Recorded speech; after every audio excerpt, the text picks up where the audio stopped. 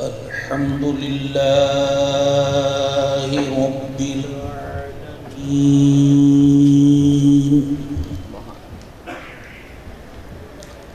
والصلاة والسلام على خاتم النبيين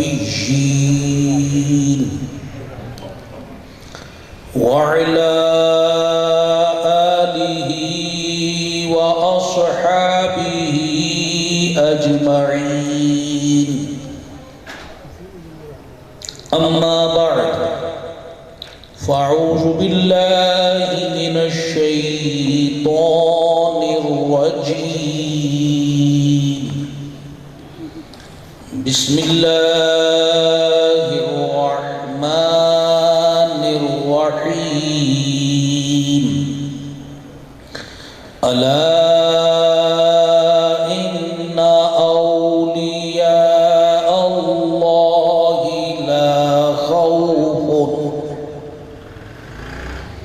لا خوف عليهم ولا هم يحزنون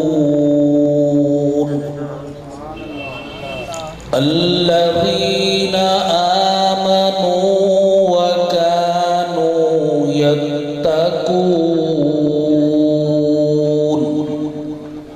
صدق الله العظيم قال الله تبارك وتعالى في شان حبيبه الكريم إن الله وملائكته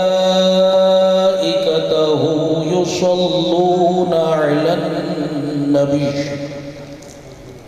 يا أيها الذين آمنوا صلوا عليه وسلموا تسليما الصلاة والسلام عليك يا سيدي يا رسول الله الصلاة والسلام عليك يا سيدي يا حبيب الله الصلاة والسلام عليك يا سيدي يا نبي الله وعلى آلك وصحابك يا سيدي يا نور الله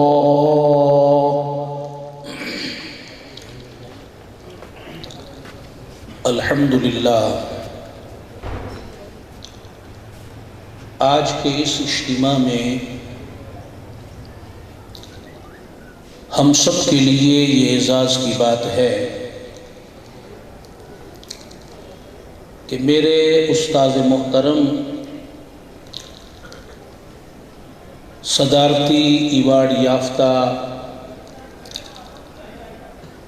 نعت نگار حمد نگار منقبت نگار جناب محترم رفیع الدین ذکی قریشی زید مجدہ تشریف فرما ہے۔ پہلی نعت سے اب تک جو کچھ میں نے کلام لکھا وہ سب ان کا فیض ہے، اور یہ ان کی شفقت محبت ہے کہ جو شاعری کی الف بے سے واقف نہیں تھا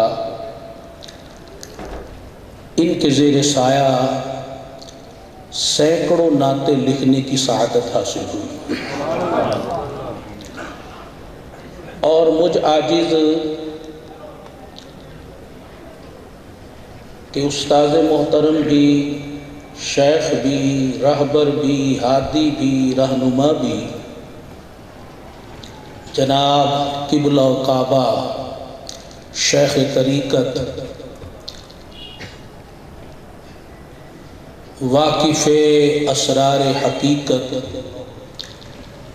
قبلہ مفتی عبد الرحمن جامی سعیدی دامت برکاتہم العالیہ، علم دین، علم شریعت کے حوالے سے یا علم طریقت کے حوالے سے جو کچھ بھی میرے پاس ہے وہ سب قبلہ مفتی صاحب کا عطا کردہ ہے۔ انہی کی شفقتوں، انہی کے زیر سایہ جو کچھ بھی میں نے پایا اس کو آگے تقسیم کرنے کی کوشش میں مصروف ہوں۔ اللہ تعالی ان دونوں اساتذہ کرام بزرگان دین کا سایہ ہم سب پر دراز فرمائے۔ صلو علی النبی۔ حدیث پاک میں ارشاد فرمایا ذکر الانبیاء من العبادت و ذکر الصالحین کفارہ۔ انبیاء کرام علیہم السلام ان کا ذکر پاک کرنا یہ عبادت ہے، اور صالحین اولیاء کرام بزرگان دین رحمہم اللہ تعالی کا ذکر خیر کرنا یہ گناہوں کی بخشش کا ذریعہ ہے۔ الحمدللہ آج ہم نے جو محفل سجائی ہے، یوں تو ہر ولی کا ذکر باعث سعادت ہے، مگر آج ہم جس ہستی کا ذکر کرنے کے لیے جمع ہوئے ہیں وہ سلطان اولیاء ہے، شہنشاہ اتقیاء ہے، بادشاہ اصفیاء ہے، سردار صوفیاء ہے، سید الاسیاد ہے، مرجع الاوتاد ہے، قطب الارشاد ہے، غوث الاغواث ہے، پیر پیرا میر میرا حجت الاسلام شیخ کل سیدنا شیخ عبد القادر جیلانی محبوب سبحانی قندیل نور یزدانی شہباز لامکانی غوث الصمدانی حسنی حسینی قدس سرہ الربانی، آج ہم ان کا ذکر خیر کر رہے ہیں۔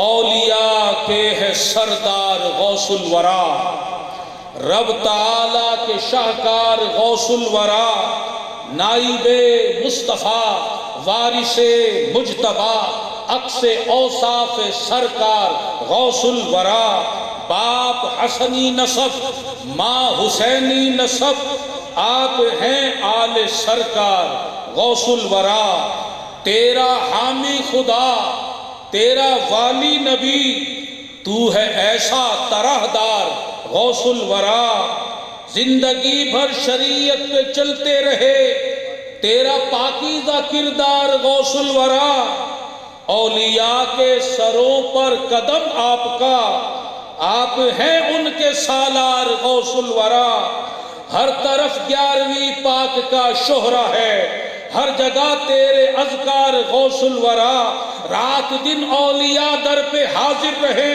تیرا روحانی دربار غوث الورا، آپ کی یہ کرامت بھی مشہور ہے، ڈوبی کشتی لگی پار غوث الورا، اپنے عاجز کی بگڑی بنا دیجئے، اپنے عاجز کی بگڑی بنا دیجئے، ہے یہ مجبور و لاچار غوث الورا۔ سبحان اللہ، نعرہ تکبیر، نعرہ رسالت۔ ذرا محبت کے ساتھ دیکھیے، حضور غوث پاک کے دیوانے بیٹھے ہیں، نعرہ غوثیہ۔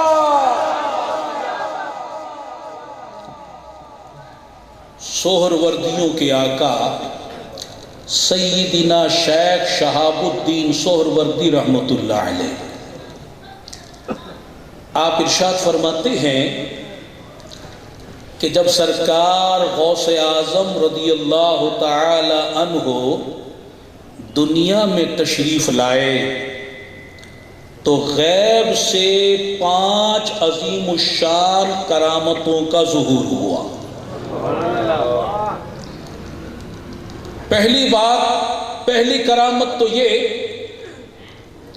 کہ آپ کی پیدائش کی رات آپ کے والد گرامی سیدنا ابو ساہل جنگی دوست رحمت اللہ علیہ، وہ فرماتے ہیں کہ میں نے مشاہدہ کیا شہنشاہ کائنات، فخر موجودات، منبع کمالات صلی اللہ تعالی علیہ وآلہ وسلم اپنے صحابہ کرام اپنی امت کے اولیاء اعظام ان کے ہمراہ ان کے گھر تشریف لے آئے اور ارشاد فرمانے لگے کہ اے ابو صالح،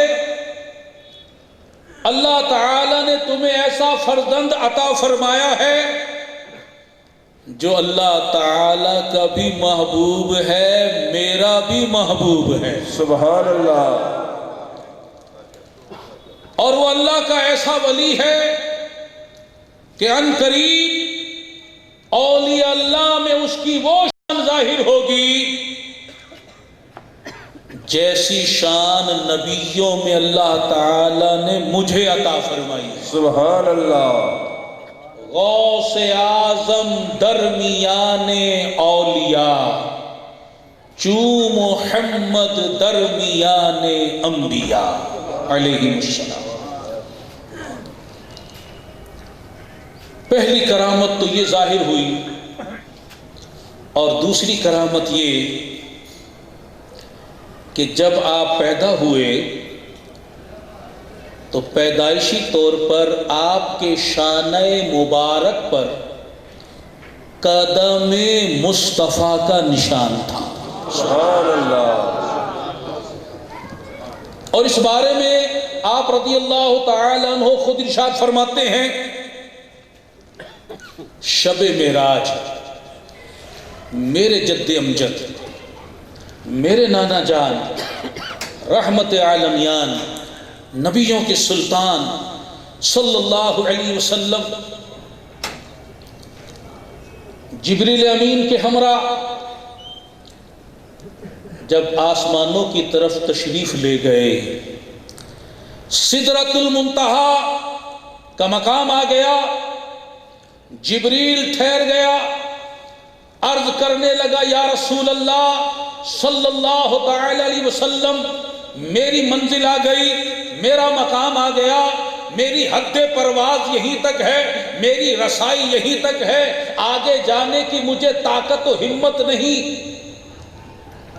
اس وقت اللہ تعالی نے میری روح کو حکم فرمایا، اے عبد القادر، میرے نبی کی سواری بننے کے لیے پہنچ جا۔ میں بارگاہ رسالت میں حاضر ہوا تاکہ شرف قدم مصطفیٰ سے مشرف ہوں۔ بس میں نے وراثت اعلیٰ اور خلافت کبریٰ حاصل کی، اور میرے جد امجد نے اپنا قدم مبارک میرے کاندھوں پر رکھا۔ اب سدرۃ المنتہا سے آگے سفر شروع ہوا، مقام کعبہ قوسین او ادنیٰ تک پہنچ گئے۔ اس وقت رسول اللہ صلی اللہ علیہ وسلم نے فرمایا، اے میرے لخت جگر نور نظر، جس طرح آج میرا قدم تیری گردن پر ہے، ان قریب وہ وقت آئے گا تیرا قدم اولیاء کرام کی گردنوں پر ہوگا۔ چنانچہ جب آپ پیدا ہوئے تو قدم مصطفیٰ صلی اللہ علیہ وسلم کا نقش موجود تھا، جو آپ کے ولی کامل ہونے کی بین دلیل تھا۔ تیسری کرامت، آپ کے والدین کو عالم رویا میں، عالم خواب میں یہ بشارت دی گئی کہ اللہ تبارک و تعالی کی جانب سے جو فرزند ارجمن تمہیں عطا کیا جا رہا ہے وہ اللہ کے یہاں اتنا محبوب ہے کہ جو اس سے محبت کرے گا اللہ اس پر کرم فرمائے گا، اور جو اس سے بغض و عداوت رکھے گا وہ گمراہ و بددین ہو جائے گا۔ اور چوتھی کرامت، جس رات حضور غوث پاک رضی اللہ تعالی عنہ کی پیدائش ہوئی، اس رات روئے زمین میں کہیں لڑکی پیدا نہیں ہوئی۔ جہاں بھی پیدائش ہوئی لڑکے کی ہوئی، اور جیلان شہر میں اس رات 1100 بچے پیدا ہوئے، اللہ تبارک و تعالی نے غوث اعظم کی پیدائش کی خوشی میں ان 1100 بچوں کو ولایت کا منصب عطا فرما دیا۔ اور 5ویں کرامت کا ظہور یہ ہوا کہ جب آپ پیدا ہوئے 1 ماہ رمضان المبارک تھی، سحری کے بعد آپ نے دودھ نہ پیا، افطار تک دودھ نوش جان نہیں فرمایا۔ جس طرح بالغ مسلمان روزہ رکھتے ہیں، آپ نے پیدا ہوتے ہی روزہ رکھ لیا، رہے پابند احکام شریعت ابتدا ہی سے، نہ چھوٹا شیر خاری میں بھی روزہ غوث اعظم کا۔ اور سارا مہینہ یہ معمول رہا، یہاں تک کہ ہر طرف مشہور ہو گیا کہ سادات کے فلاں گھرانے میں ایک لڑکا پیدا ہوا ہے کہ جو ماہ رمضان میں دن کے وقت دودھ نہیں پیتا، روزہ رکھتا ہے۔ آپ کی والدہ ماجدہ سیدہ ام الخیر فاطمہ رحمت اللہ تعالی علیہ فرماتی ہیں، ایک مرتبہ ماہ رمضان کے چاند میں اختلاف پیدا ہو گیا۔ لوگوں کو معلوم تھا میرے بچے کے بارے میں، لوگ میرے دروازے پر آ گئے، مجھ سے پوچھنے لگے کیا آج تمہارے بیٹے نے دودھ پیا ہے؟ میں نے بتایا سحری کے وقت کے بعد سے دودھ نہیں پیا۔ وہ سمجھ گئے کہ آج 1 ماہ رمضان المبارک ہے، اور بعد میں شہادتوں سے بھی اس بات کی تصدیق ہو گئی، اور اس واقعہ سے میرے بیٹے کی فضیلت اور عظمت کا خوب شہرہ ہوا۔ سبحان اللہ۔ سرکار غوث پاک رضی اللہ تعالی عنہ کہ دیگر فضائل و خصوصیات میں سے ایک خصوصیت یہ بھی ہے کہ آپ نجیب الطرفین ہیں۔ خود ارشاد فرماتے ہیں انا نجیب الطرفین، کہ میں نجیب الطرفین ہوں، یعنی آپ حسنی بھی ہیں حسینی بھی ہیں۔ باپ کی طرف سے حسنی سید ہے، ماں کی طرف سے حسینی سید ہے۔ مولانا عبد الرحمن جامی رحمت اللہ علیہ اپنے شعر میں فرماتے ہیں، گویم ز کمال تو چے غوث الثقلینا، محبوب نبی ابن حسن آل حسین۔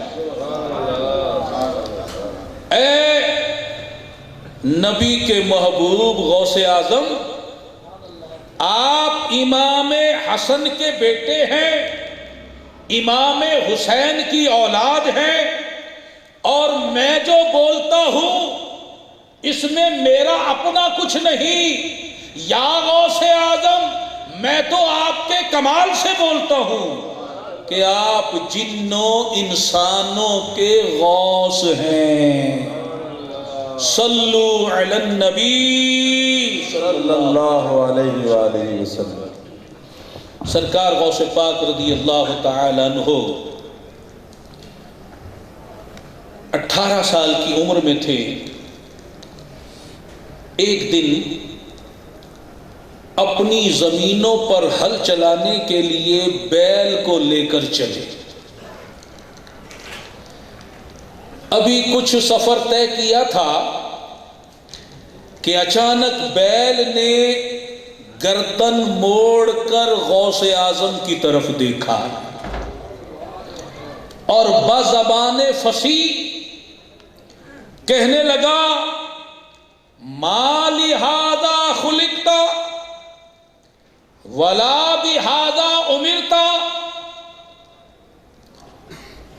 اے غوث اعظم، آپ کو اس کام کے لیے پیدا نہیں کیا گیا، اور نہ اس کام کا آپ کو حکم دیا گیا ہے۔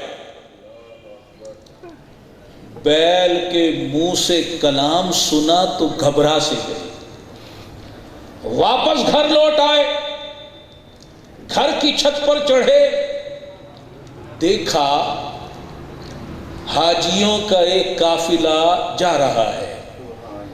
نیچے اترے، والدہ ماجدہ کی خدمت میں عرض کی، امی حضور اگر آپ شفقت فرمائیں، اجازت مرحمت فرمائیں تو میں علوم دینیہ سیکھنے کے لیے اور اولیاء اللہ کی زیارت و صحبت پانے کے لیے بغداد چلا جاؤں۔ قافلہ جا رہا ہے، بغداد سے ہو کر گزرے گا، 18 سال کی عمر ہے۔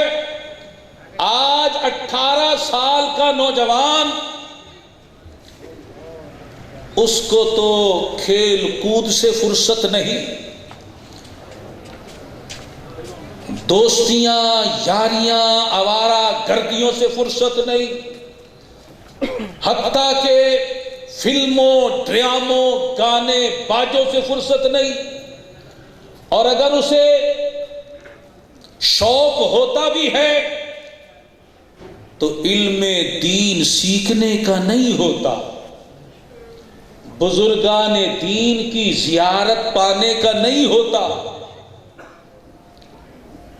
آپ سب اسی معاشرے میں رہتے ہیں، آج لوگ علم دین سیکھنے کی تڑپ تمنا طلب ذوق شوق نہیں رکھتے، بلکہ اگر کوئی انہیں شفقت دے کر دین کے علم کی طرف بلائے تب بھی ٹال مٹول سے کام لیتے ہیں۔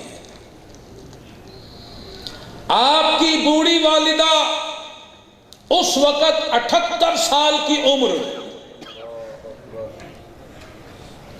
شوہر غوث اعظم کے والد صاحب کا بھی انتقال ہو چکا ہے، اور بیٹا بھی بڑا عبد القادر جیلانی ہے، وہ دین سیکھنے کے لیے جانے کی اجازت مانگ رہا ہے۔ اس بڑھاپے کی حالت میں بھی بیٹے کو روکا نہیں، بخوشی اجازت دے دی، اندر گھر تشریف لے گئی، صندوق کھولا، 80 دینار جو ترکے میں ان کے والد محترم چھوڑ گئے تھے وہ لے کر آئیں، 40 دینار حضور غوث پاک کے کرتے میں سی دیے، 40 دینار ان کے چھوٹے بھائی کے لیے رکھ لیے۔ وہ ماں کا یہ کردار آج کی ماں کے لیے مشعل راہ ہے، سبق دے رہا ہے کہ آج کے والدین محض فقط صرف اگر بچوں کو پڑھاتے ہیں تو دنیاوی علوم پڑھاتے ہیں، جس کا فائدہ بھی سب کو نہیں ملتا۔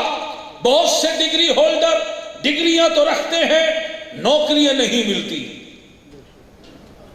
اور اگر فائدہ ہوتا بھی ہے تو دنیا تک ہوتا ہے، جز وقتی ہوتا ہے۔ وہ دین کا علم جس کا حاصل کرنا ہم پر فرض ہے، طلب العلم فریضۃ علی کل مسلم۔ آج نہ ماں باپ کو ذوق ہے نہ بچوں کو ذوق ہے۔ غوث پاک سے سبق حاصل کریں، علم دین حاصل کرنے کے لیے اپنے وطن کو چھوڑ رہے ہیں، اپنے گھر کو چھوڑ رہے ہیں۔ آج دنیا کے لیے لوگ بیرون ملک چلے جاتے ہیں، کیا غوث پاک کے طریقے پر چلتے ہوئے رسول اللہ کا دین سیکھنے کے لیے بھی ہم گھر سے نکلتے ہیں؟ سرکار غوث پاک رضی اللہ تعالیٰ عنہ 18 سال کی عمر میں گھر سے چلے، بغداد تشریف لائے۔ قرآن پاک تو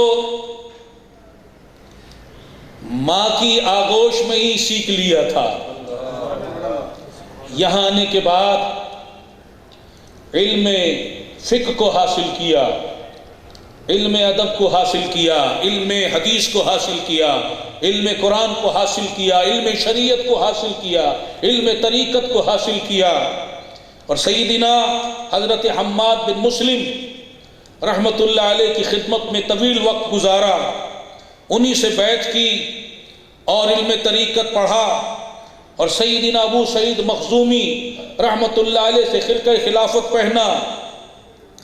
حضرت ابو سعید مخزومی رحمت اللہ علیہ نے اپنا مدرسہ آپ کو عطا فرما دیا۔ اب آپ مدرسے میں درس و تدریس کا فریضہ سر انجام دے رہے ہیں۔ 33 سال تک مدرسے میں بیٹھ کر قرآن و حدیث پڑھاتے رہے۔ فرماتے درست العلم حتی صرت کتبا، میں رسول اللہ صلی اللہ علیہ وسلم کے دین کا درس دیتا رہا یہاں تک کہ مقام کتبیت پر فائز ہو گیا۔ آپ علم شریعت میں بھی بے مثال، علم طریقت میں بھی بے مثال، علم معرفت میں بھی بے مثال، علم حقیقت میں بھی بے مثال۔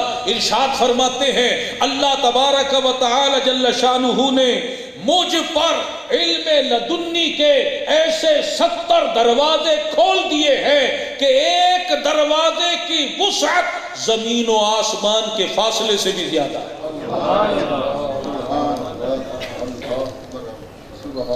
آپ کے علم مبارک کی ایک عام مثال، آپ کے دور میں یوں تو بڑے بڑے علماء اور مشائخ تھے، ان میں ایک عالم کا نام ہے علامہ ابن جوزی رحمت اللہ علیہ۔ ابتدا میں غوث پاک رضی اللہ تعالی عنہ کی مخالفت کرتے تھے، یہ تو صوفی ہے، اس کو علم شریعت کا کیا پتا۔ ایک مرتبہ ان کے ایک عالم دوست حضرت علامہ ابو العباس احمد صاحب رحمت اللہ علیہ، وہ غوث پاک کے عقیدت مند تھے۔ انہوں نے علامہ ابن جوزی سے کہا تم یہاں بیٹھ کے باتیں کرتے رہتے ہو، چلو ایک مرتبہ میرے ساتھ غوث پاک کی محفل میں چلتے ہیں۔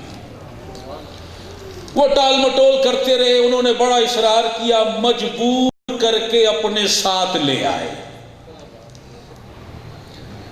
اس وقت سرکار غوث پاک رضی اللہ تعالیٰ عنہ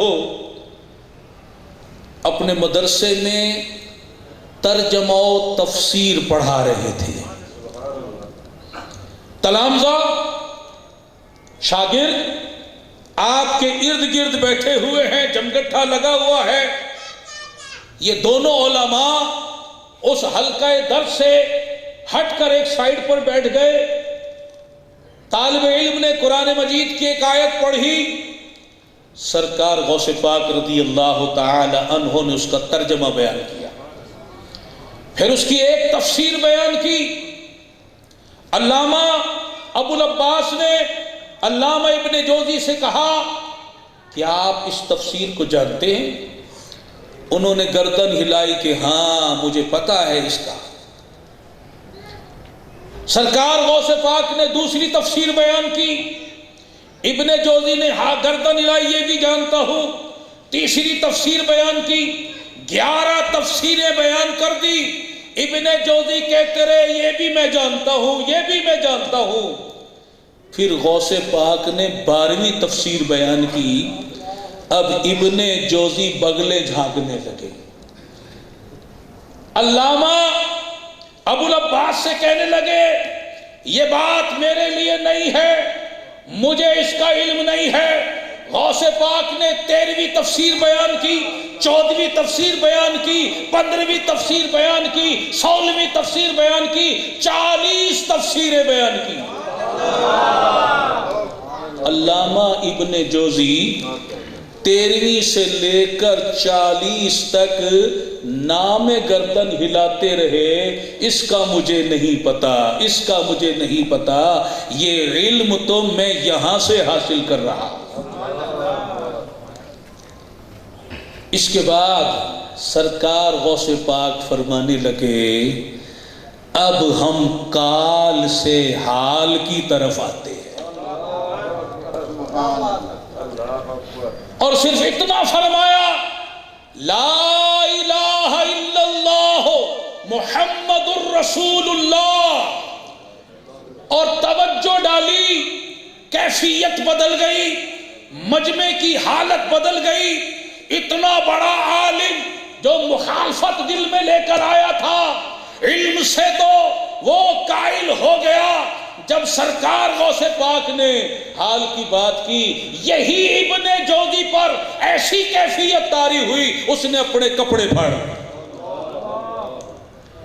اور قدموں پہ جا کر گر گیا، اور آپ کی صوفی کے ہونے کا تو پہلے قائل تھا، عالم شریعت ہونے کا بھی قائل ہو گیا۔ اللہ تبارک و تعالی نے سرکار غوث پاک رضی اللہ تعالی عنہ کو بہت بلند و بالا مقام عطا فرمایا کہ آپ سچے نائب مصطفیٰ ہیں۔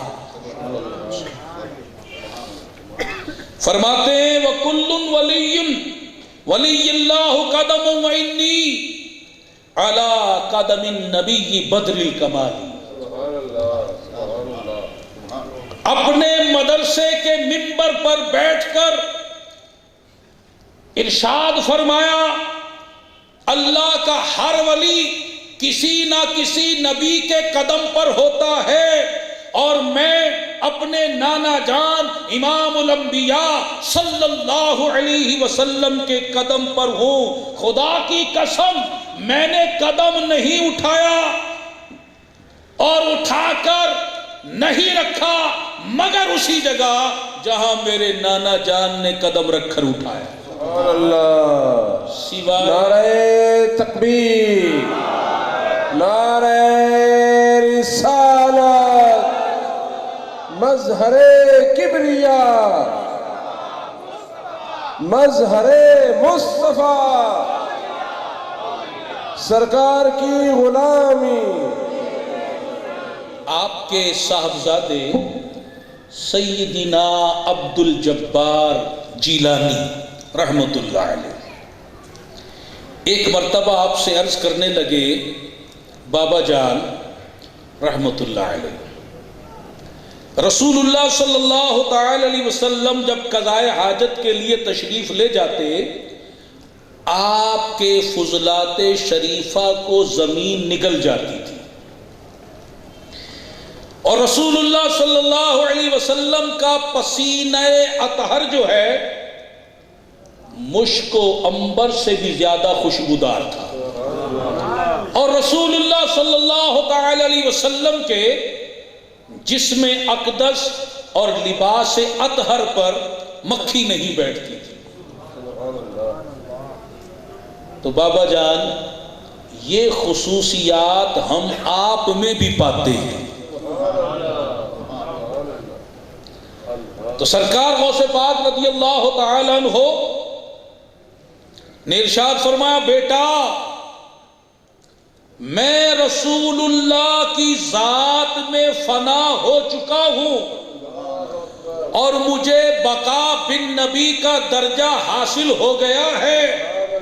خدا کی قسم تم جو یہ وجود میرا دیکھتے ہو یہ عبد القادر کا وجود نہیں ہے، یہ محمد عربی کا وجود ہے۔ نعرہ تکبیر، نعرہ رسالت۔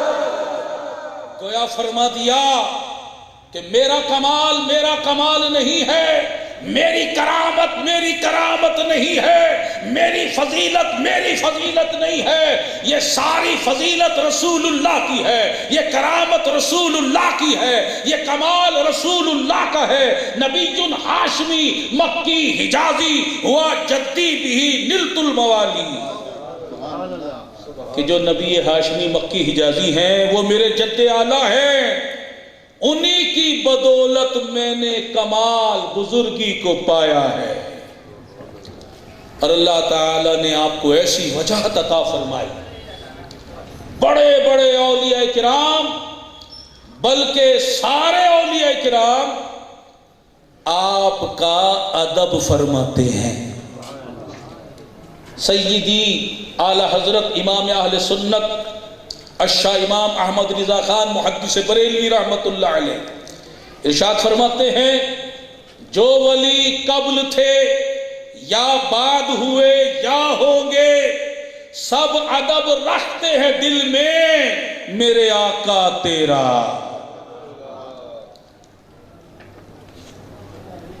آپ کے دور مبارک میں ایک بہت بڑے ولی اللہ حضرت ابو محمد عبد الرحمن تفسونجی رحمت اللہ علیہ خود بھی ولی اور ان کے والد بھی ولی. اپنے والد کا قصہ بیان کرتے ہیں کہ میرے والد ماجد، پہلے ان کے والد کا مقام دیکھی. فرماتے میرے والد ماجد ایک مرتبہ گھر سے نکلے، قدم سواری پر سوار ہونے کے لیے رکاب میں ڈالنا چاہا، واپس کھینچ لیا اور گھر میں آ گئے. مجھے حیرانی ہوئی،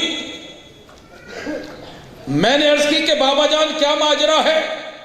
آپ باہر تشریف لے جا رہے تھے، یہ اچانک واپسی کیسے ہو گئی؟ فرمایا بیٹا میں نے روئے زمین پر نگاہ ڈالی، کوئی جگہ ایسی نہیں پائی کہ جہاں میرا قدم سما سکے. میں لوٹ آیا. حضرت شیخ tableegh رحمت اللہ علیہ کے بارے میں بھی مروی ہے، آپ ایک مرتبہ اپنے گھر سے باہر نکلنے کے لیے قدم باہر نکالتے ہیں پھر اندر رکھ لیتے ہیں، قدم نکالتے ہیں پھر اندر لے آتے ہیں. کسی نے عرض کی حضور آپ باہر تشریف کیوں نہیں لاتے؟ فرمانے لگے سنا تھا ساری زمین اولیاء اللہ کے 2 قدم کے برابر ہے، میں ایک قدم اٹھاتا ہوں زمین سے پار چلا جاتا.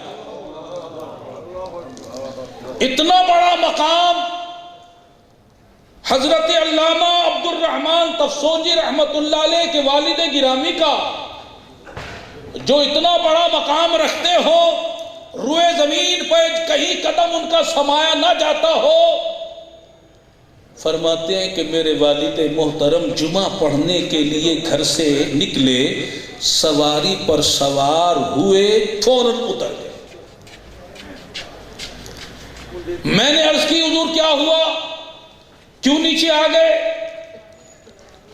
فرمانے لگے میں سواری پر بیٹھا، میں نے نگاہ اٹھائی، بغداد کی طرف دیکھا تو غوث پاک جامع مسجد جانے کے لیے سواری پر سوار ہونے لگے تھے. میں نے کہا ابھی وہ سوار نہ ہوئے میں کیسے سوار ہوں؟ غوث پاک کے ادب میں نیچے اتر آیا کہ جب تک آقا غوث پاک سوار نہیں ہو جاتے مجھے سوار نہیں ہونا چاہیے. جو ولی قبل تھے یا بعد ہوئے یا ہوں گے سب ادب رکھتے ہیں دل میں میرے آقا تیرا. اور آج کچھ لوگ یہ راگ الاپتے ہیں کہ جناب غوث اعظم تو صرف اپنے زمانے کے اپنے وقت کے اولیاء کے سردار ہیں. آپ کا قدم مبارک جو ہے، جو آپ نے فرمایا قدمی ہاذہی علی رکبۃ کل ولی اللہ، یہ اپنے دور کے اولیاء کرام کے بارے میں تھا. آج کے دور میں آپ اولیاء کرام کے سردار نہیں ہیں، آپ کا قدم آج کے دور کے اولیاء کرام کی گردن پر نہیں ہے. تو جنہیں ہم امام اہل سنت کہتے ہیں اور جن کی نسبت سے بریلوی کہلاتے ہیں، انہوں نے تو اپنا عقیدہ بیان کر دیا. جو ولی قبل تھے یا بعد ہوئے یا ہوں گے سب ادب رکھتے ہیں دل میں میرے آقا تیرا. اور یہ نظریہ ہمیں دے دیا صحابہ کرام اور اہل بیت ائمہ کرام کے بعد اگر مقام ہے تو وہ غوث اعظم کا مقام ہے۔ اور تم بات کی بات کرتے ہو، آئیے ہم پہلے والوں کی بات بھی سناتے ہیں۔ گزشتہ سال تو سیدنا جنید بغدادی رحمت اللہ علیہ کی بات سنائی تھی، اور آج تابعیوں کے امام، صحابی کے بعد مقام تابعی کا ہے، اور خیر التابعین امام التابعین سیدنا اویس کرنی رحمت اللہ علیہ، جن کے پاس رسول اللہ صلی اللہ علیہ وسلم نے اپنے 2 صحابی کو، اصحاب کو بھیجا، سیدنا فاروق اعظم اور سیدنا مولا علی رضی اللہ تعالی عنہما، ان کو بھیجا کہ جا کر انہیں میرا سلام بھی کہو،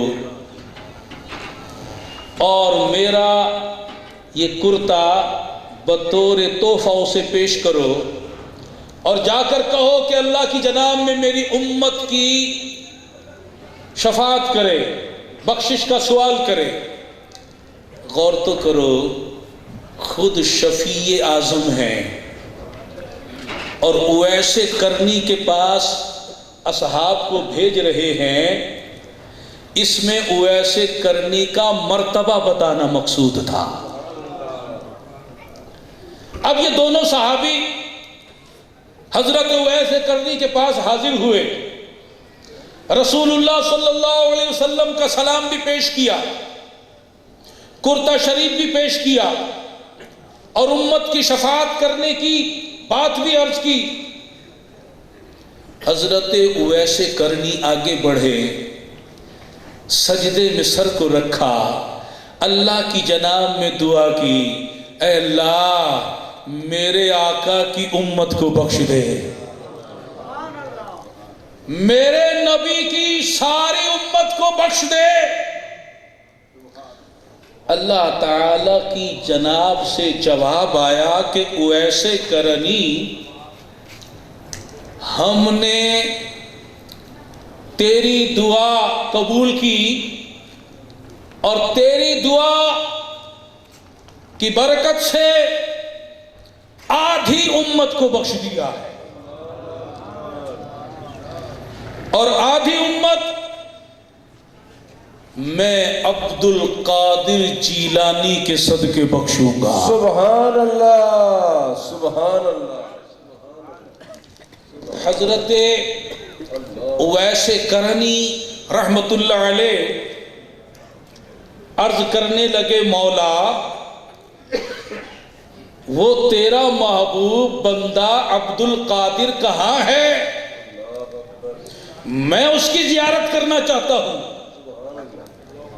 اللہ تعالیٰ نے ارشاد فرمایا، فی مقعد صدق عند ملیک مقتدر ودنا فتدلى فکان قاب قوسین او ادنی۔ وہ تو فکان قاب قوسین او ادنی کے مقام پر ہے، اپنے مالک کی بارگاہ میں سچے مقام میں ہے۔ وہ میرا محبوب ہے، میرے محبوب کا محبوب ہے، وہ اہل زمین کے لیے ہوگا، سوا صحابہ اور ائمہ کرام کے تمام اولین و آخرین کی گردنوں پر اس کا قدم ہوگا۔ جو اس کی ولایت کو قبول کرے گا وہی میرا ولی ہوگا۔ خواجہ اویس کرنی نے جب شان غوث اعظم کو سنا تو عرض کرنے لگے، میں نے ان کی ولایت کو تسلیم کیا اور اس کے آگے اپنی گردن کو جھکا دیا، میں اس کی ولایت کی تصدیق کرتا ہوں اور خدا کا شکر ادا کرتا ہوں۔